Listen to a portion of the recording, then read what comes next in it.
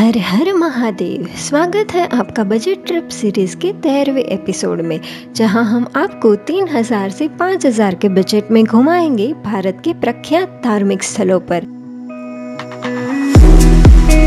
तो चलिए चलते हैं योग नगरी ऋषिकेश और देहरादून के पहाड़ियों पर घूमने।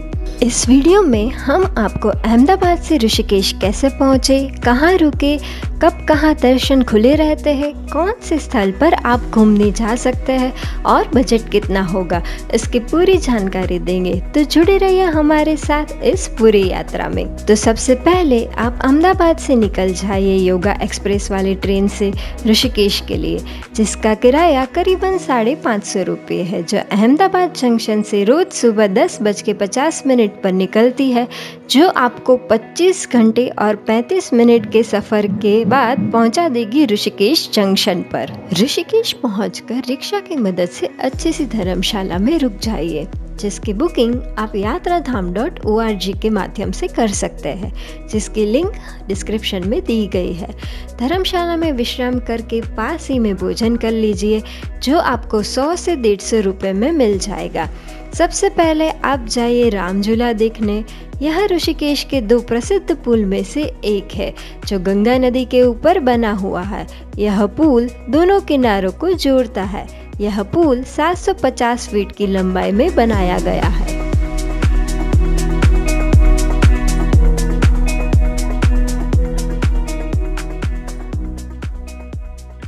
राम झूला के बाद आप परमार्थ निकेतन आश्रम जाइए। यह ऋषिकेश का सबसे प्रसिद्ध और बड़ा आश्रम है, जो स्वामी चिन्मयानंद जी द्वारा स्थापित किया गया था।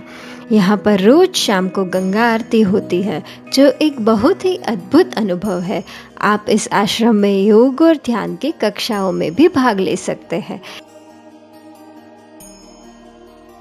यहाँ थोड़ा समय बिताने के बाद अब आप जाइए 13 मंजिल मंदिर, जिसे त्र्यंबकेश्वर मंदिर भी कहते हैं, जो लक्ष्मण झूला से नजदीक है। मंदिर 13 मंजिलों का है और इसकी चोटी से ऋषिकेश का शानदार दृश्य दिखता है।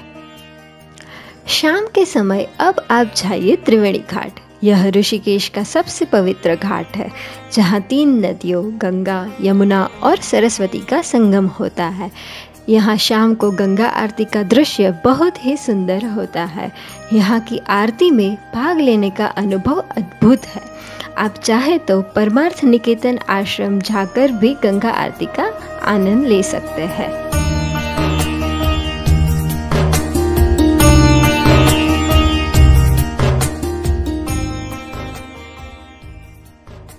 गंगा आरती में शामिल होने के बाद अब समय हो गया है भोजन करने का। तो यहाँ पास ही में आप सात्विक भोजन कर लीजिए, जो आपको 100 से 150 रुपये में पड़ेगा। भोजन करने के बाद अब थोड़ा शॉपिंग का मज़ा लेने के लिए आप जाइए घाट रोड पर। यहाँ आपको स्थानीय हस्तशिल्प, कपड़े, स्मृति चिन्ह के अलावा और भी बहुत कुछ मिल जाएगा। तो अब अपने और परिवारजनों के लिए शॉपिंग करने के बाद लौट जाइए अपनी धर्मशाला पर विश्राम करने के लिए। दूसरा दिन सुबह का नाश्ता करने के बाद जाइए कुछ और रोमांचक जगहों की सैर करने। सबसे पहले आप जाइए नीर वाटरफॉल, जो परमार्थ निकेतन आश्रम से 5 किलोमीटर की दूरी पर है। यह एक सुंदर झरना है, जहां आप ट्रैकिंग करके पहुंच सकते हैं। यहाँ का पानी बहुत ही ठंडा और साफ है।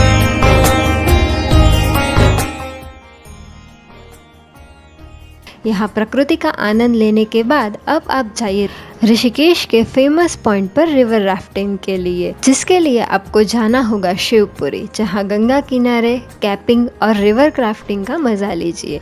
यह अनुभव बहुत ही रोमांचक होता है। तो अब राफ्टिंग का मजा लेने के बाद भोजन करके वापस लौट जाइए ऋषिकेश बस स्टैंड की ओर। समय है देहरादून की यात्रा करने का।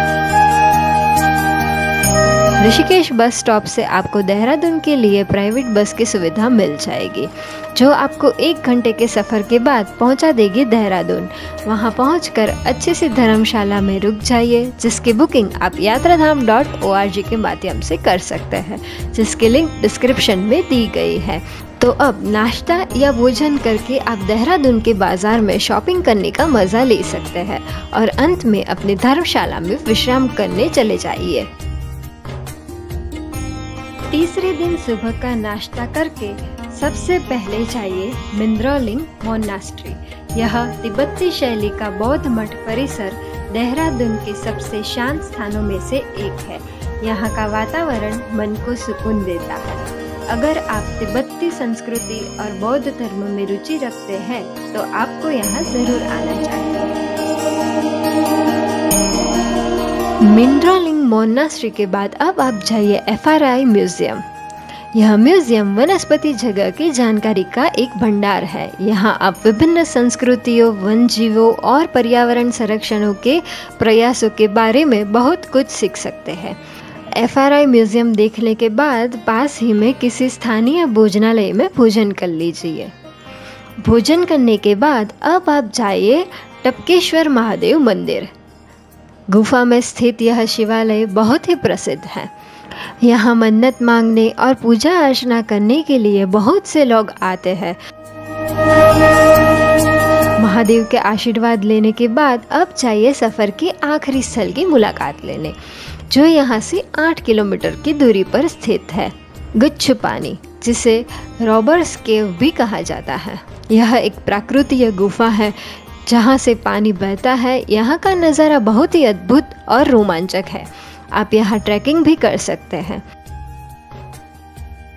अंत में वापस लौट जाइए अपनी धर्मशाला पर और भोजन करके विश्राम कर लीजिए। चौथे दिन सुबह नाश्ता करने के बाद आप जा सकते हैं बाजार में शॉपिंग करने। उसके बाद बस से निकल जाए ऋषिकेश के लिए। तो अब समय आ गया है इस खूबसूरत यात्रा को अलविदा कहने का। पहुंच जाइए योग नगरी ऋषिकेश जंक्शन पर, जहां से 2:55 वाली योगा एक्सप्रेस ट्रेन आपको 24 घंटे और 40 मिनट के सफर के बाद पहुंचा देगी वापस अहमदाबाद। तो दोस्तों, आज की हमारी देहरादून ऋषिकेश की यात्रा यहीं समाप्त होती है। उम्मीद है कि आपको हमारा यह व्लॉग पसंद आया होगा। अगर हाँ तो हमारे चैनल को सब्सक्राइब करें, वीडियो को लाइक करें और शेयर करना ना भूलें। कमेंट्स में बताइए कि आपको कौन सा स्थल सबसे ज़्यादा पसंद आया। अगले वीडियो में हम आपको घुमाएंगे श्री कष्टभंजन देव हनुमान जी मंदिर सालंगपुर। तो बने रहिए हमारे साथ ऐसे ही और भी बजट ट्रिप सीरीज देखने के लिए। और अगर आपने अभी तक हमारी यात्रा धाम की सोशल मीडिया प्लेटफॉर्म को फॉलो नहीं किया है तो कर लीजिए। धन्यवाद।